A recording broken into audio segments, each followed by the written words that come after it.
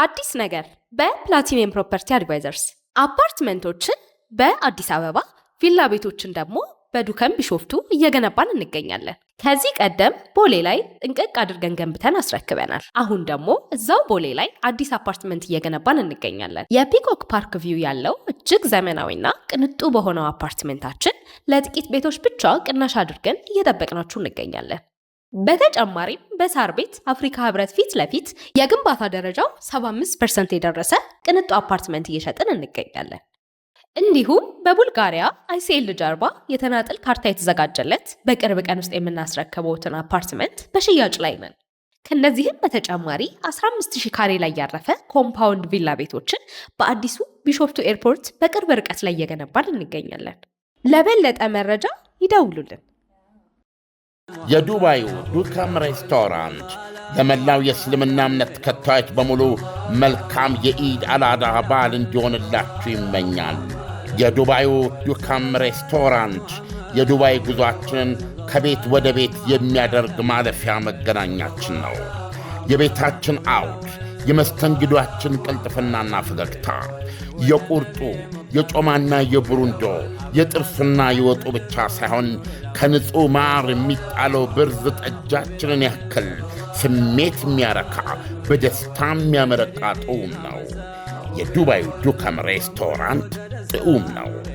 የራሱ የሆነ በቂ የመኪና ማቆሚያ ያለው የተንጣለለ ግቢ ውስጥ የሚገኝ በልዩ ቪአይፒ ክፍሎቹ ጭምር በሚያስተናግደው ዱከም ቤተሰቦች፣ ባልንጀሮች፣ ባልደረቦች፣ ወዳጆች ደስታችሁን አሳልፉ ይላቸዋል። ኑ እንገናኝ፣ እንመገብ፣ እንጫወት፣ እንዝናና ይላቸዋል። አዳዲስ ግንኙነቶች ይመሠረታሉ። ዱከም ሬስቶራንት አድራሻው ቁጥር 1 አልበረሃ፣ ቁጥር 2 አቡሄል ከሴንቸሪ ሞል ፊት ለፊት። መልካም የኢድ አልአድሃ በዓል ይሁንላችሁ። ኢድ ሙባረክ። የዱባዩ ዱከም ሬስቶራንት።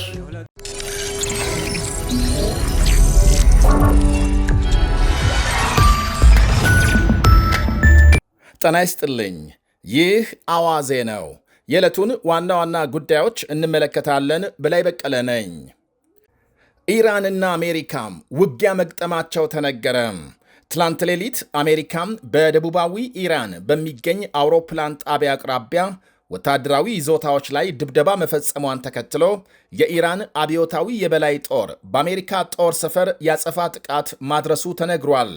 የኢራን ጦር የአሜሪካ ድብደባ መነሻ ነው ያለውን የአየር ኃይል ጣቢያ መደብደቡን ቢያስታውቅም ጦር ሰፈሩ የት እንደሚገኝ አልጠቀሰም። ሆኖም የአሜሪካ አየር ኃይል ሰፈር በሚገኝበት ኩዌት የሚሳኤልና የድሮን ጥቃት መፈጸሙን ዘገቦች አመልክተዋል። የኩዌት ጦር የጠላት ሚሳኤልና ድሮን አከሸፍኩ ከማለቱ ውጪ የአሜሪካ ጦር ሰፈር ኢላማ ስለመደረጉ ማረጋገጫ አልሰጠም። ትላንት ሌሊት ኢራን የሆርሙዝን ሰርጥ ለማቋረጥ በሞከሩ መርከቦች ላይ ድሮን መተኮሷን ተከትሎ የአሜሪካ ተዋጊ ጀቶች በደቡባዊ ኢራን ጥቃት መፈጸማቸው ታውቋል። ለኢራን ሳያሳውቁ የሆርሙዝን ሰርጥ ለማለፍ በሞከሩ 4 ማንነታቸው ያልተገለጸ መርከቦች ላይ ነው ጥቃት የተፈጸመው ብሏል የሀገሪቱ ዜና አገልግሎት። ማስጠንቀቂያ ቢሰጣቸውም ችላ ብለው ለማለፍ ሲሞክሩ ተኩስ ተከፍቶባቸው እንዲመለሱ ተደርጓል በማለት አብራርቷል ዜና አገልግሎቱ።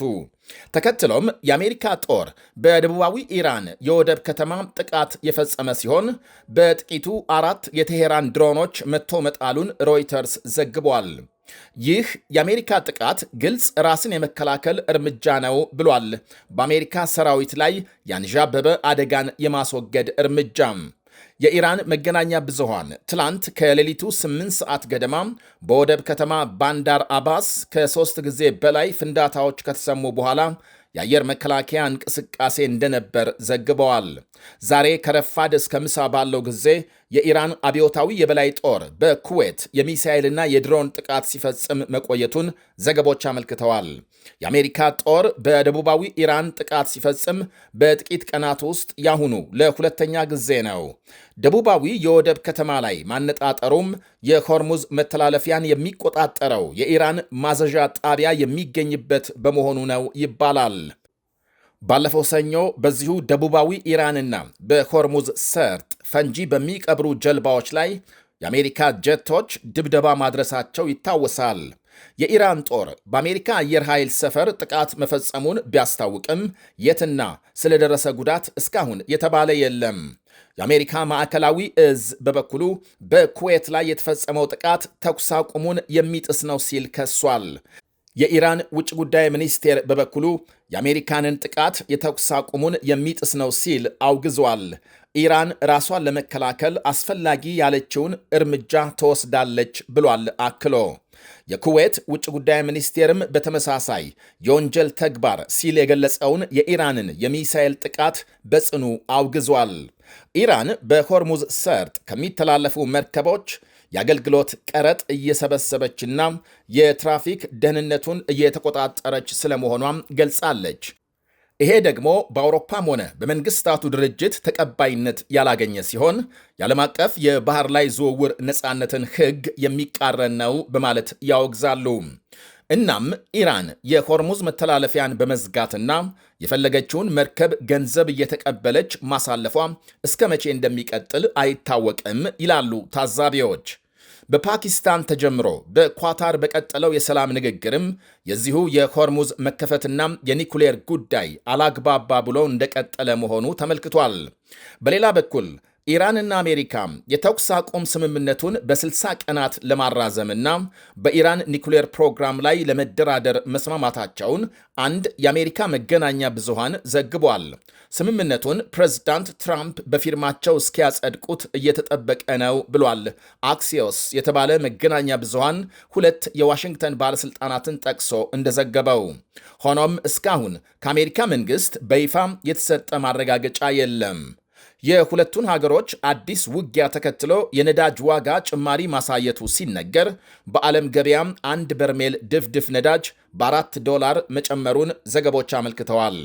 ይህ በእንዲህ እንዳለ ሁለቱ ሀገሮች ጦርነቱን ለማቆም የሚያስችል የ60 ቀናት የመግባቢያ ስምምነት ደርሰዋል።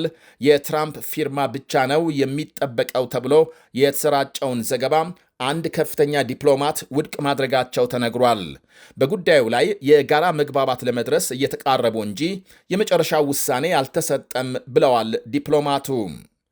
የእስራኤል ጦር በሊባኖስ ዋና ከተማ ቤይሩት ጥቃት መፈጸሙ ተነገረ። እስራኤል ከ3 ሳምንታት ወዲህ በሊባኖስ ዋና ከተማ ጥቃት ስትፈጽም ያሁኑ ለመጀመሪያ ጊዜ ነው ተብሏል። የእስራኤል ጦር ዝርዝር መግለጫ ባይሰጥም የተለያዩ የደህንነት ምንጮች የዛሬው ጥቃት ከሄዝቦላህ ጎን ተሰልፎ የሚዋጋ የኢራን ሚሊሻ ቡድን አዛዥ ላይ ያነጣጠረ ነው ብለዋል። ያም ሆኖ አዛዡ አሊ ሁስኒ ስለመገደላቸው የታወቀ የለም። ጥቃቱ ከተፈጸመበት የመኖሪያ አካባቢ ከፍተኛ ጢስ መታየቱን ዘገቦች አመልክተዋል። እስራኤል በደቡባዊ ሊባኖስ ይዞታ እያሰፋችና ወታደራዊ ዘመቻ አጠናክራ መቀጠሏ የሚታወቅ ሲሆን በተለይ የሄዝቦላህ የድሮን ጥቃት መባባስና ትላንት ሌላ ወታደር መገደሉን ተከትሎ ከ100 በላይ የሄዝቦላህ ኢላማዎች ላይ ጥቃት መፈጸሟን ጦር ኃይሉ ገልጧል። በዚሁ ባለፉት 24 ሰዓታት ተጠናክሮ በተካሄደ ዘመቻ በርካታ የሄዝቦላህ ተዋጊዎች መገደላቸውንም አክሏል። የሄዝቦላህ ተዋጊዎች የሊባኖስ ግዙፍ ግድብ ለማፍረስ ሲሞክሩ የተገደሉ ናቸው ብሏል የእስራኤል መከላከያ ሚኒስቴር። እንዲሁም በደቡባዊ ሊባኖስ ሌሎች 14 ሰዎች መገደላቸውንም አክሏል። ይህ በእንዲህ እንዳለ የአሜሪካ ገንዘብ ሚኒስቴር ኦማን በሆርሙዝ መተላለፊያ ቀረጥ ለመሰብሰብ የሚደረገውን ሙከራ የምትደግፍ ከሆነ ማዕቀብ እንደሚጣልባት አስጠንቅቋል። የአሜሪካ መንግሥት በሆርሙዝ ሰርጥ በሚተላለፉ መርከቦች ላይ ቀረጥ ለመሰብሰብ በሚደረገው እንቅስቃሴ በቀጥታም ሆነ በተዘዋዋሪ በሚሳተፉ ወገኖች ላይ እርምጃ ይወሰዳል በማለት ሚኒስቴሩ ያስጠነቅቃል።